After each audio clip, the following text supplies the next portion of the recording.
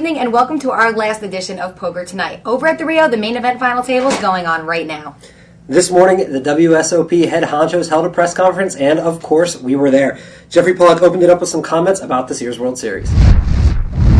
You know, the beauty of the World Series of Poker is that we are blessed with a brand and an experience that has the most organic, authentic growth, I think, frankly, in all of gaming, and it's up there in sports. For 36 years, this thing really was nothing more than a great global poker tournament, which is pretty substantial. We've been given the opportunity to not mess it up and try and modernize the brand and the business and the experience. And I think that, 2 years into our, let's call it a 5-year plan, I think we're executing against that plan pretty well. I think that from broadcasting, new media, sponsorship, licensing, and global growth side, we're headed in the right direction. But as I said earlier, if we don't get the poker operation side and the customer experience side right, we have nothing.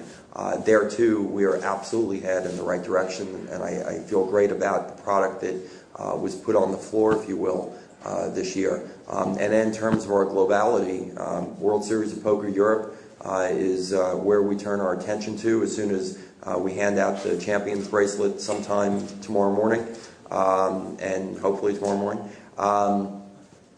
September 6th, we'll be there in London, and we think that is the start of another great World Series of Poker experience. And then also this final table, I think, says a lot about the globality of poker and the globality of our event. 2 players from the UK, 1 from South Africa, 1 from Canada, 1 from Russia. 5 out of 9, that's pretty good. So we're very pleased with that storyline. And I think that our best days are ahead of us, but we've had a great 38 years, and I think the next 38 years, which hopefully I will be around for all of, will be just terrific. So. The chip leader going into the final table was Philip Hilm, and Christy had the chance to speak with him before the day started. We're here with Philip Hilm. Philip, you're going in to the main event final table as a chip leader. How are you going to take down that first place prize? That's a good question. Let's see if I'll take it. Of course, I'll try my very best.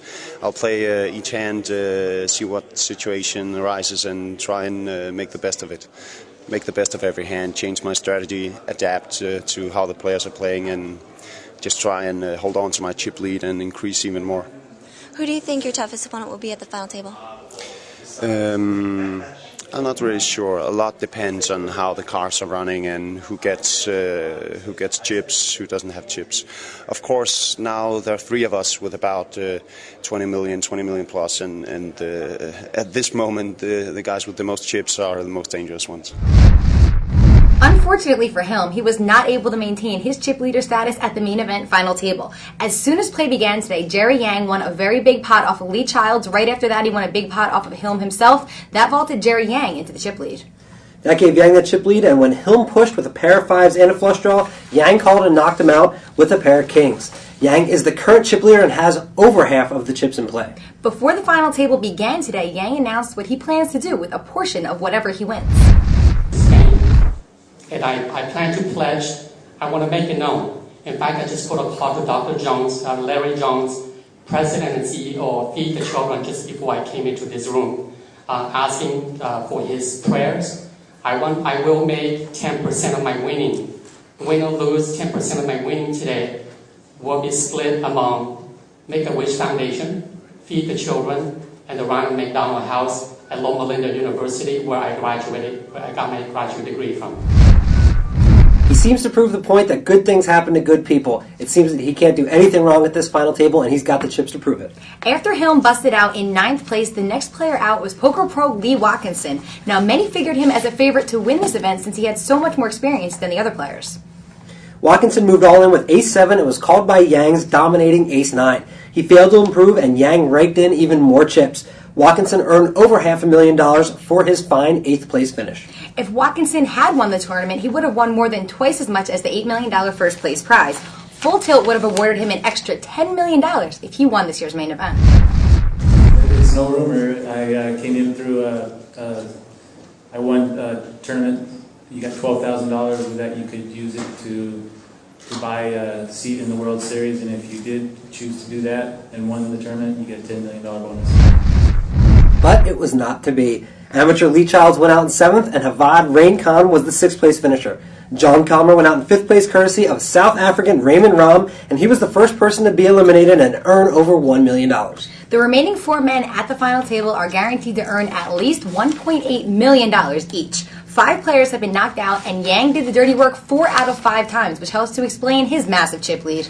So as of the time of this taping, Yang has almost 70 million chips. The player closest to him is Ram. Tuan Lam is 3rd, and Alex Kravchenko, who started the day as the short stack, is still around with 9 million chips. We hope that you enjoyed tonight's episode of Poker Tonight and every episode we produced this summer. We had a great time sharing Las Vegas' tournament action with you. Make sure you tune in to tomorrow's Daily Deal for details on the main event final table. And of course, we'll have a recap on Card Player TV tomorrow. Good night, everybody. Good night.